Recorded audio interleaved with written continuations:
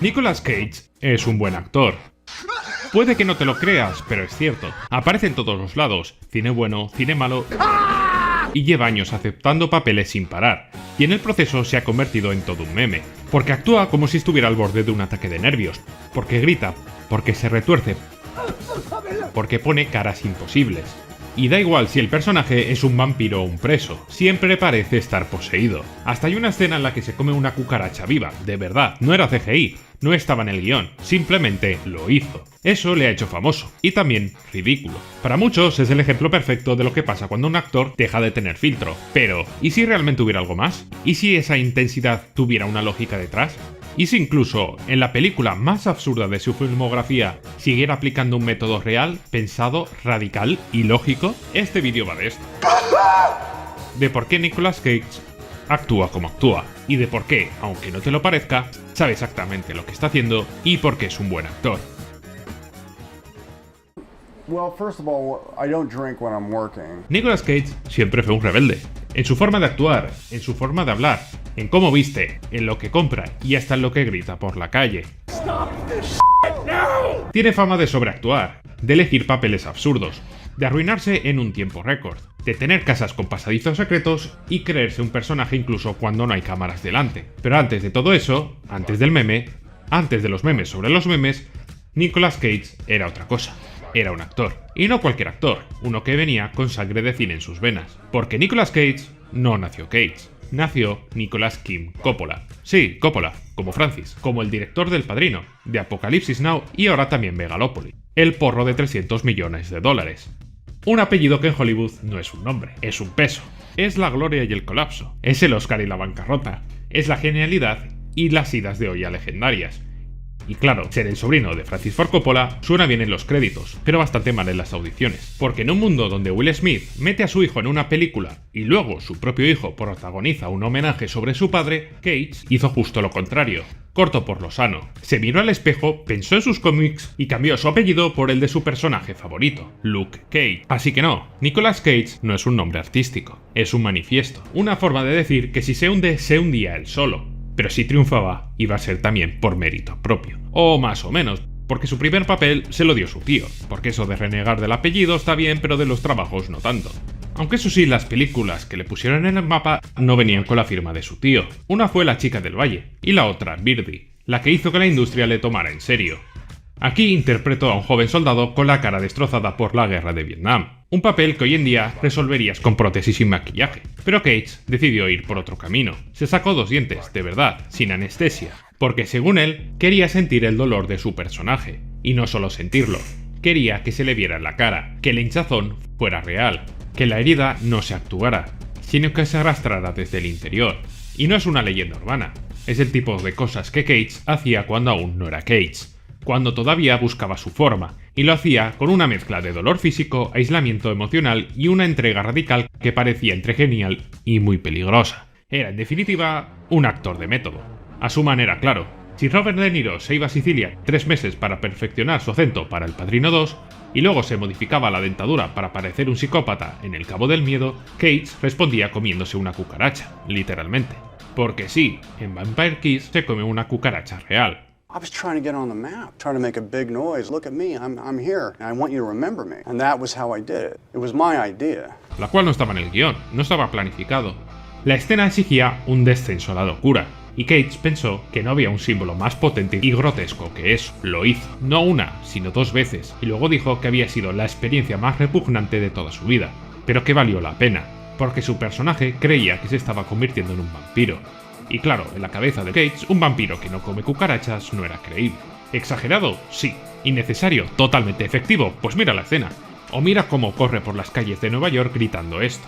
I'm a vampire! I'm a vampire! I'm a vampire! I'm a vampire! Y luego dime si puedes dejar de mirarlo. Esto era Cage, sin refinar, puro. Un actor que, para bien o para mal, no pasaba desapercibido. Durante los años 80, mientras otros buscaban parecerse a Paul Newman o a Dustin Hoffman, él parecía actuar en una dimensión paralela. Era intenso, inestable y magnético, muy magnético.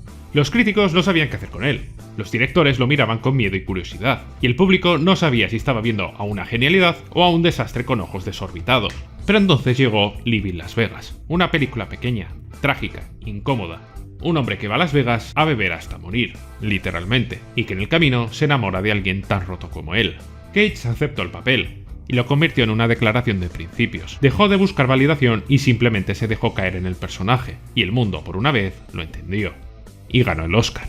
Nicolas Cage. I just love acting. I hope that there will be more encouragement for alternative movies where we can experiment and fast forward into the future of acting. Subió al escenario con los ojos húmedos, agradeció con una voz quebrada, y por un instante todo cobró sentido. Ese chico raro, ese actor que gritaba, se arrancaba dientes y comía insectos, acababa de ser elegido como el mejor actor del año. El sistema por un momento le había dicho, vale, no te entenderemos, pero te creemos, y lo aplaudió, y lo coronó, y lo convirtió oficialmente en alguien importante. Parecía el final de un viaje, pero no lo era, porque lo que nadie sabía entonces es que ese Oscar no cerraba un capítulo, lo abría. Y es que lo que vendría después no sería gloria, sería la ruina. Serían castillos, mansiones, divorcios, 57 películas en 14 años, algo así como 3 películas y media rodadas por año. Y una historia que, para entenderla, simplemente hay que olvidarse de la lógica. Hablamos, claro está, de la espiral de decadencia de Nicolas Cage. Aunque no nos adelantemos, después del Oscar, Nicolas Cage no solamente era respetado, era famoso, era cotizado, era sobre todo taquillero. Durante unos años su nombre en un cartel era sinónimo de éxito asegurado. La Roca, Con Air, Cara a Cara, películas que definieron el cine de acción en los años 90. Explosiones, cárceles voladoras, intercambios de rostros, y en el centro él, con el pelo al viento y con cara de haber dormido mal pero haber soñado mucho mejor. Durante un tiempo Hollywood fue su parque de atracciones. Y él se lo creyó. Jugaba con las reglas de un casino donde siempre ganaba. Y claro, cuando te acostumbras a ganar, empiezas a gastar como si nunca fueras a perder. Y Cage gastó, y siguió gastando. Pero no estamos hablando de una casa con piscina o un coche bonito. Estamos hablando de 15 casas, 2 castillos, uno en Inglaterra y otro en Baviera, una isla privada en las Bahamas, un pulpo valorado en $150.000, 2 cabras albinas, porque una no era suficiente, y una flota de coches, cómics rarísimos, calaveras de dinosaurios y hasta una tumba piramidal gigante en Nueva Orleans, para enterrarse como un faraón de blockbuster una vez que muriera, claro que sí. Todo esto suena muy excéntrico, pero también suena peligrosamente inconsciente, y también todo esto suena divertido, hasta que aparece Hacienda. Y Hacienda apareció, con una factura de $14 millones por impuestos sin pagar, y con ella la amenaza directa de la ruina. Cage culpó a su contable, pero la montaña de deudas, las propiedades abandonadas, los garajes llenos de coches que ni recordaba haber comprado, estaban todas a su nombre. Y como si el fisco no fuera suficiente, mientras intentaba cuadrar cuentas con Hacienda, Hollywood empezaba a borrarle de sus agendas. Justo en esa época, los taquillazos se agotaron. Ghost Rider 2 pinchó, La Búsqueda 2 también, y de golpe dejó de ser una apuesta segura. Ya no era el actor que arrastraba al público. Los estudios dejaron de verlo como una inversión segura, y empezaron a verlo como un gasto innecesario con fama de imprevisible, un actor caro con un historial muy errático, y con titulares personales incómodos que ningún estudio quería junto a su campaña de marketing, de estrella rentable a activo tóxico. Así, de un día para otro y sin transición, y con las ofertas grandes desapareciendo, el actor mejor pagado de su generación pasó a aceptar cualquier papel que le pusieran delante, y cuando digo cualquiera, es cualquiera. Películas baratas, absurdas, rodajes express, tramas que parecían escritas en servilletas y Cage dentro de cada una de todas ellas. Rodaba 4, 5 y hasta 6 películas al año.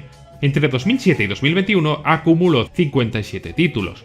Algunas buenas, muchas olvidables, por no decir casi todas, y otras directamente imposible de ver sin una copa de vino en la mano o directamente sin LSD. Y mientras su filmografía estaba llena de títulos que ni él mismo podía recordar, su vida personal ardía por los 4 costados. Cage se casó 5 veces, y eso solo si contamos las bodas legales, porque el historial sentimental va desde actrices de renombre, como un intento de ligarse por ejemplo a Penélope Cruz, hasta camareras de bares para solteros, pasando por ligas breves y romances dignos de telenovela venezolana.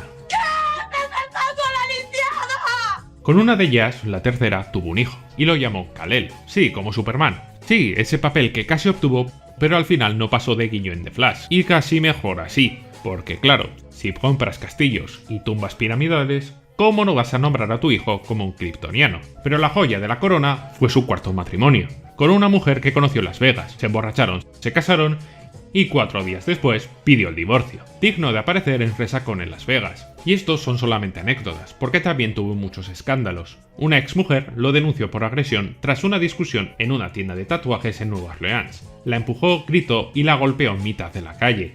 La policía le detuvo, ella retiró la denuncia, pero la imagen ya estaba estampada en todos los titulares. Y en 2018, durante el Festival de Cine de Slash de Viena, otra expareja lo acusó públicamente. Él lo negó y ella pidió una orden de alejamiento.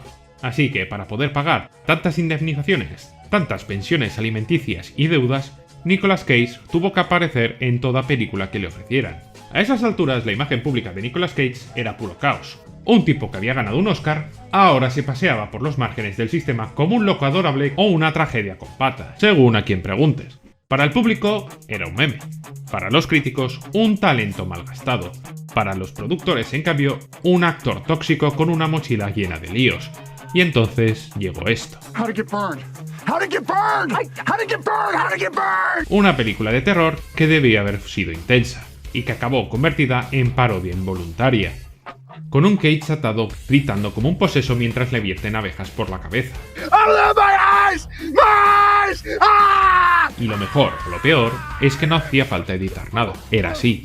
Pura sobreactuación desatada, puro Cage. Internet hizo el resto. La escena se volvió viral. Se convirtió en un GIF, en un ricto, en una parodia, en un sketch, en una camiseta y la pregunta flotaba en el aire. ¿Era esto el final? ¿Cage había perdido el norte o era parte de un plan? Porque a estas alturas ya no estaba claro si estábamos viendo una caída real o una performance de la caída. Porque una cosa es segura, nadie que haga 57 películas, se case borracho en Las Vegas o compre un pulpo de $150.000 y grite como si lo estuvieran exorcizando en plena pantalla, puede estar simplemente fuera de control. ¿O no? Durante años, si mencionabas a Nicolas Cage, la reacción más común era una carcajada. No por lo que hacía, sino por cómo lo hacía. Da igual la película, da igual el contexto. Cage siempre parecía al borde de un colapso nervioso. Gritaba, se tiraba por el suelo, ponía caras como si le hubieran poseído 3 demonios y media botella de bourbon. Y claro, Internet lo abrazó. YouTube se llenó de vídeos de tipos de las actuaciones más locas de Nicolas Cage, cuando Nicolas Cage olvidó que estaba actuando, todos compartiendo sus escenas más exageradas. Cage gritando, Cage con los ojos desorbitados, Cage mordiendo aire como si fuera comida, Cage sin freno. Era perfecto para el meme, no necesitaba de ningún contexto, no necesitaba de ningún tipo de edición, él solo ya era una parodia lista para explotar. Pero él, lejos de negarlo, lo abrazó. En entrevistas dijo que sí, que había hecho películas por dinero, que aceptó papeles para pagar facturas, que había rodado lo que le tocaba y que no se arrepentía de nada. Y ahí es donde muchos sacaron la conclusión lógica. Sobreactúa porque está desesperado. Hace demasiadas películas, no tiene filtro, va en automático y por eso grita como un poseso. Pero hay un problema. Esa teoría no cuadra con los hechos, porque si miras su carrera, verás que Cage ya actuaba así cuando era taquillero. I lost my hand! I lost my bride! Johnny has his hand! Johnny has his bride! You want me to take my heartbreak, put it away and forget? Cuando aún tenía prestigio, respeto y contratos millonarios. En Vampire Kiss del 88, corre por la calle gritando que era un vampiro y se come una cucaracha real. En Cara a Cara, una superproducción, con John Travolta y John Woo, grita, gesticula y se arranca la cara con la mirada, y convierte cada plano en una ópera sin música. Y en Mandy, mucho después, cuando el director le dio libertad total, hace exactamente lo mismo, una actuación desatada, barroca, apocalíptica, tan excesiva que es hipnótica.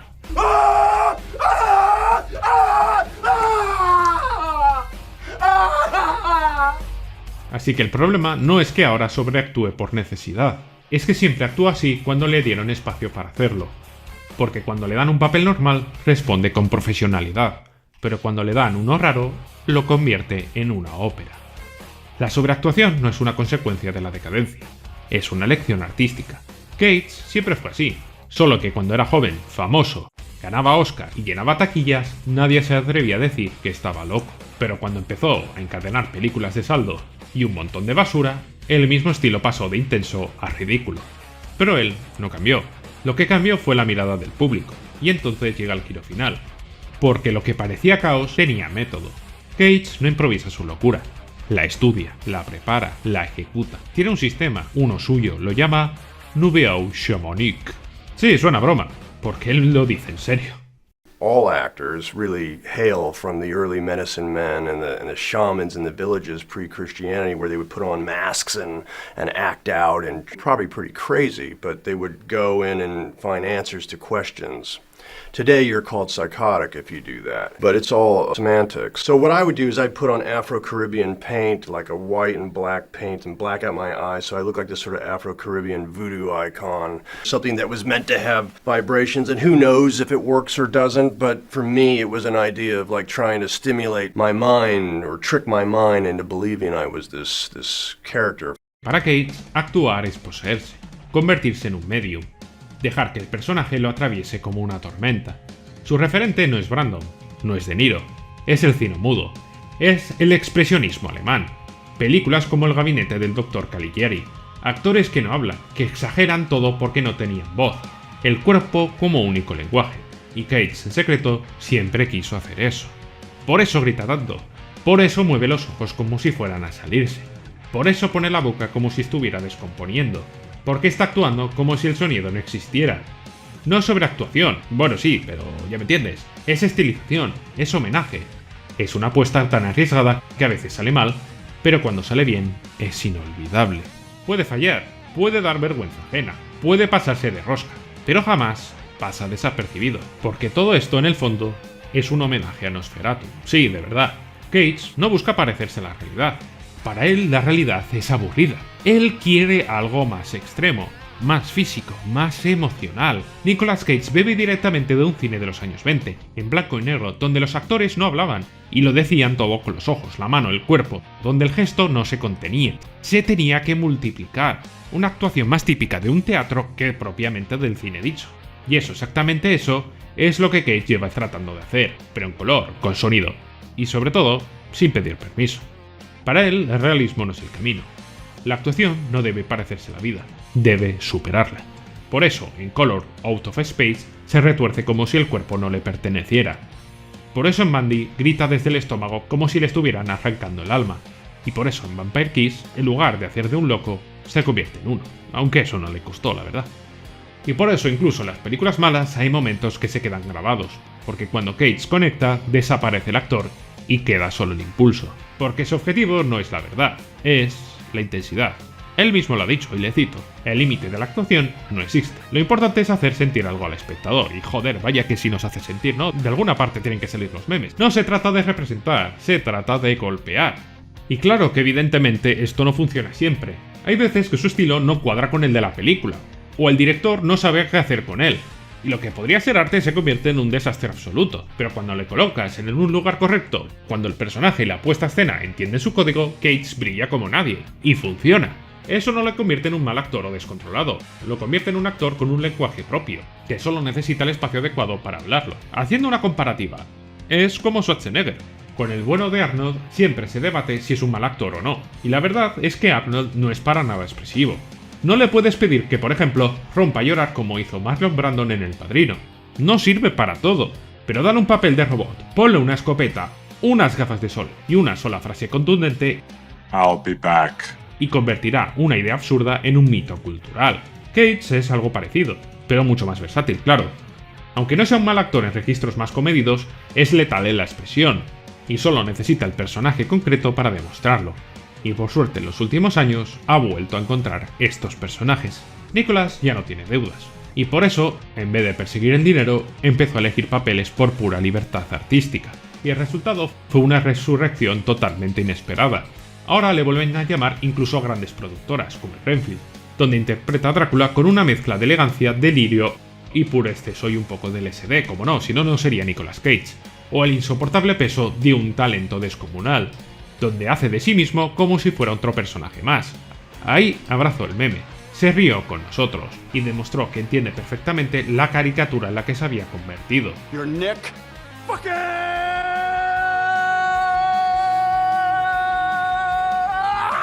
wow, Cage. Y en este gesto, a medio camino entre la ironía y la lucidez, ha recuperado algo que parecía perdido. el respeto. Pero también dejó claro que detrás del meme hay un actor real, uno que cuando conecta con el papel correcto, sigue siendo capaz de incendiar la pantalla. No es que Nicolas Cage sobreactúe, que sí, es que resucita una escuela de hace más de un siglo, en pleno Hollywood actual. En una época en la que las actuaciones se busca la intensidad en la microexpresión y donde brillan actores de la talla de Leonardo DiCaprio, Cage no busca adaptarse, busca crear una escuela propia basada en una de las formas que trajo uno de los primeros lenguajes cinematográficos de toda la historia, y en esa escuela de gestos imposibles, ojos desorbitados y gritos rituales, él no es un alumno, él es el maestro.